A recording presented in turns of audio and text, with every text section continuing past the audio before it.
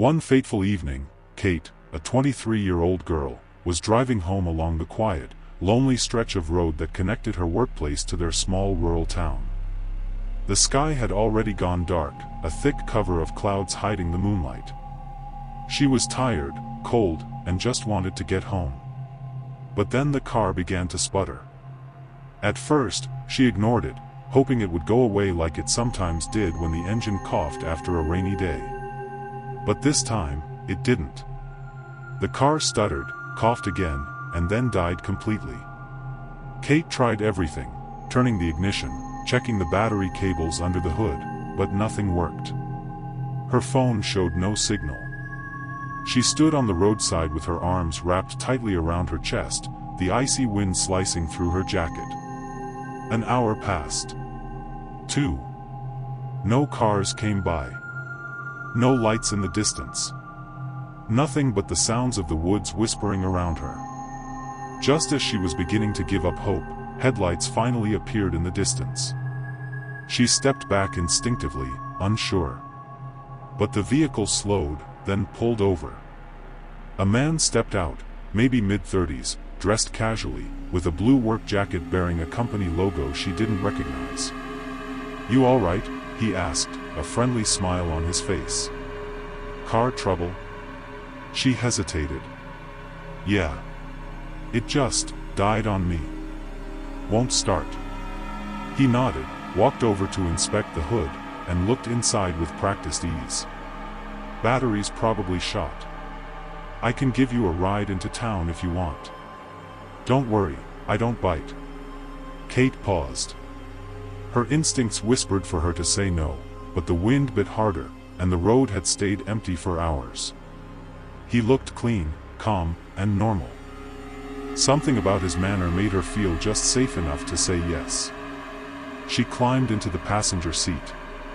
At first, everything seemed fine. He asked her name, she told him it was Kate. He made small talk. He spoke about how late it was, how dangerous the woods could be at night, and said he'd been heading home from work when he spotted her car. She relaxed slightly. Maybe she'd judged him too quickly. He even offered to return in the morning and take a proper look at the car for her. But then, the questions started to shift. He began asking more personal things. If she had a boyfriend. If she lived alone. If anyone was expecting her that night. Kate grew uncomfortable. She laughed nervously, trying to deflect the questions, but his tone became more insistent.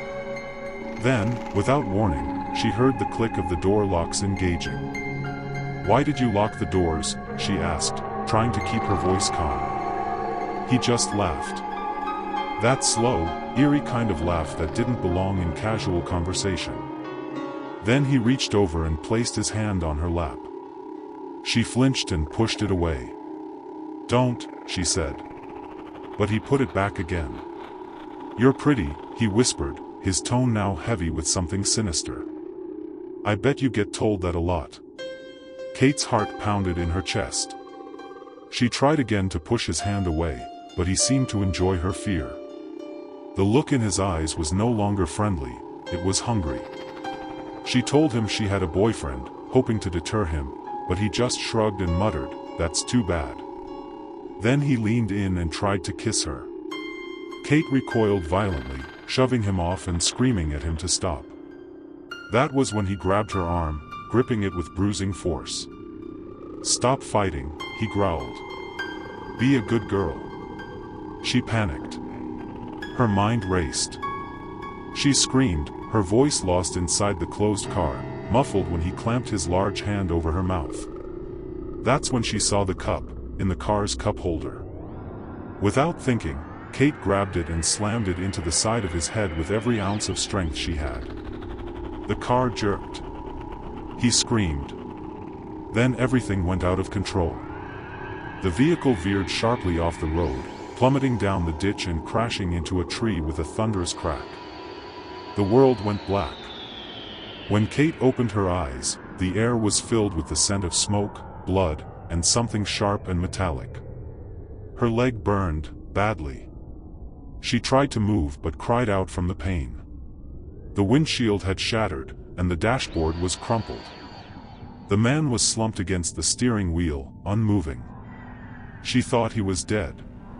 She reached for her phone with shaking fingers. This time, she had a faint signal. Just enough to call. She immediately dialed her mom's number. "Mom, I need help." She explained everything to her mom. The car. The stranger. The crash. The pain. The woods. Her mom was horrified, frantic, but tried to stay calm. She told Kate to stay where she was and that she would call the police. She asked where she was. Kate told her, somewhere near Forest Hill Road, deep in the woods. She hadn't even finished talking when she glanced up, and froze. The man was moving. He wasn't dead. He was crawling out of the car, blood covering half his face, eyes burning with rage. Kate's panic returned in full force. She dragged herself out of the car, pain searing through her leg, and hobbled into the darkness of the woods. She collapsed behind some bushes, trying not to cry from the agony. She kept her phone gripped tightly in her hand and continued talking with her mom. Her mother begged her to stay hidden, to keep still, to breathe. But the man was stumbling around, yelling Kate's name. His voice echoed closer through the trees. He was muttering to himself, swearing, talking about how she'd hurt him and how he was going to make her pay. He kept swinging his flashlight back and forth, the beam slicing through the night, getting closer and closer. Kate clutched her phone, barely daring to breathe. Her mother kept speaking to her gently. Words of reassurance. Words she needed to hear but was afraid wouldn't be enough. Kate replied back with a trembling voice, telling her he was almost at her hiding spot. She could hear his footsteps. See the blood dripping down his shirt. Then, just when she thought it was over, she heard something else. Voices. Shouting. Blue and red lights flashing through the trees. The man turned and bolted, but it was too late. Officers tackled him to the ground. Kate heard the yelling, the barking of orders, the sound of cuffs snapping into place. She sobbed. It was over, all thanks to her mom. Chloe had just spent the afternoon at her boyfriend Noah's place, a quiet, lazy day filled with laughter, soft music, and takeout. It was the kind of day she always looked forward to after a stressful week. Noah had offered to drive her home as usual, but she insisted she'd be fine on her own this time. "It's not that far," she smiled, grabbing her keys from the counter. She promised to text when she got home. Noah gave her one last hug, kissed her forehead, and watched as she walked out the door, her car keys jingling in her hand. That was 2 hours ago. Back at his apartment, Noah glanced at the time. 10:12 p.m. She should have gotten home by now. The drive was no more than 30 minutes, even with traffic. He frowned, picked up his phone, and sent a text. "Hey, did you get home safe?" No reply. He waited. 5 minutes passed. He typed again. "Chloe?" This time, she responded. "Hey." "No, not yet." Noah blinked. Confused, he immediately replied. "Not yet? You left like 2 hours ago. What's going on?" A few seconds passed before the bubbles appeared on the screen. "My car broke down. It just stopped working. But don't worry, I got lucky. I found a ride." Noah sat up straight. His stomach nodded instantly. The word ride echoed in his mind. Found a ride? From who? The news alert he saw just earlier today flashed in his brain, the one about the killer on the loose, someone who had already claimed 3 victims across the county.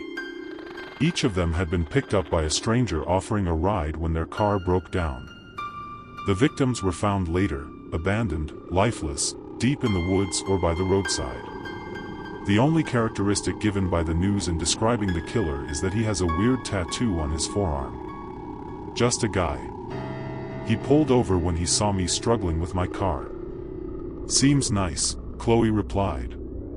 Noah immediately asked her if she had not been watching the news.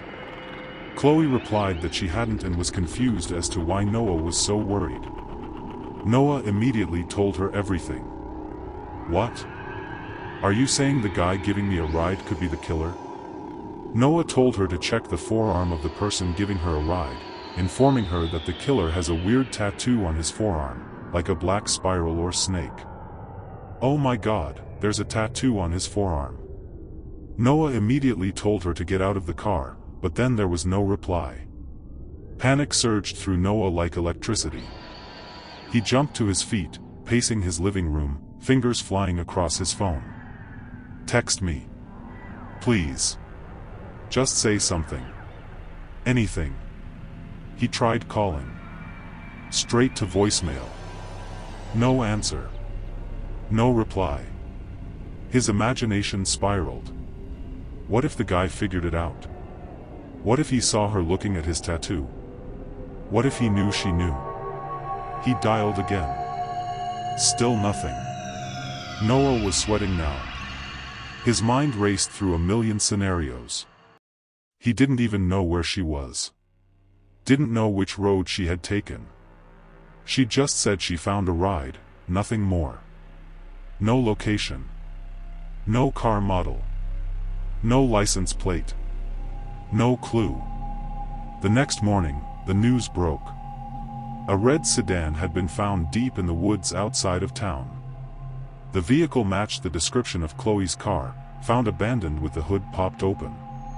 Tire marks nearby suggested another car had pulled over next to hers. No blood. No phone. No sign of a struggle. But Chloe was gone.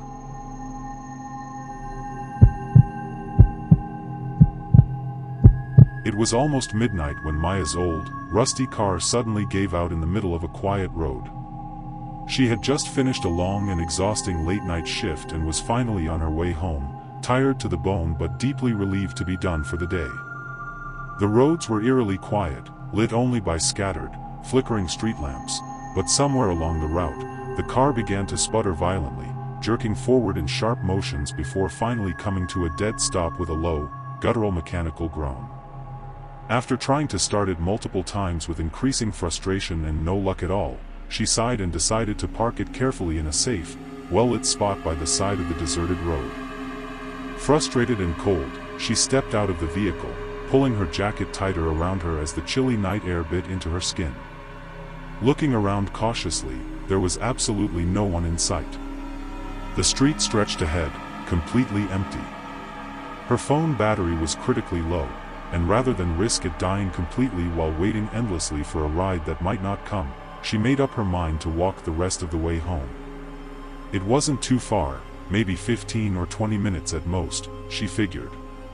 Besides, she reasoned with herself, she could stick to the main road, stay under the streetlights, and be safely home in no time. She pressed forward into the stillness, walking briskly and staying directly under the comforting glow of the streetlights, trying to keep her pace even and her breathing calm. The night stretched out before her, quiet and peaceful, until something changed. Maya stopped suddenly, her heart giving a quick jolt.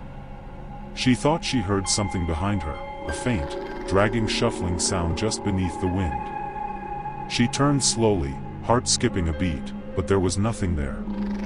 Just the empty sidewalk behind her, stretching silently back into the heavy darkness and deep shadows. Trying to brush it off with a nervous laugh, she kept walking. Her breath fogged lightly in front of her in the cold air, and she could hear the soft crunch of loose gravel beneath her worn leather boots. Then, unmistakably, there it was again. The sound of footsteps. Echoing hers. Matching her pace. Deliberate. Measured. Close.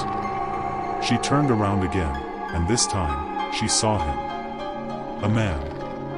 He was walking a short distance behind her, his hands stuffed deep into his coat pockets, his head slightly tilted down as if he were trying not to look suspicious. But Maya's instincts screamed loud and clear. Something about him felt undeniably wrong. She quickly crossed the street, trying her best to appear casual, glancing at her phone as if she'd just gotten an important message or a call. The man crossed too. That's when the cold panic set in. It wasn't just coincidence. He was absolutely, unmistakably following her. She picked up her pace, scanning her surroundings desperately. There, a large green dumpster near the alley behind an old, run-down convenience store. Without thinking twice, she ducked behind it, pressing herself into the cold shadows, trying to slow her rapid breathing and stay completely still. She peeked cautiously around the edge. The man was still there. He was looking around slowly. He was looking for her. Maya held her breath. She didn't move a muscle. Her heart pounded so loudly in her chest she was terrified he might actually hear it. He kept scanning the area, eyes searching, stepping closer and closer to where she was hidden. She squeezed her eyes shut tightly, willing him to turn around. To give up. To leave. Then, disaster. Her car key. It slipped from her purse and hit the ground with a sharp, unmistakable metallic jingle that seemed to echo through the silence. The man's head snapped instantly in her direction. For a split second, their eyes locked. His face was unreadable. Cold. Then Maya bolted. She ran with everything she had, her heart thudding wildly in her ears, her lungs burning as she tore through the empty streets and into the night. However, the man was faster. He caught up to her quickly, grabbed her tightly from behind, brought out a long, gleaming knife, and without hesitation, slit her throat.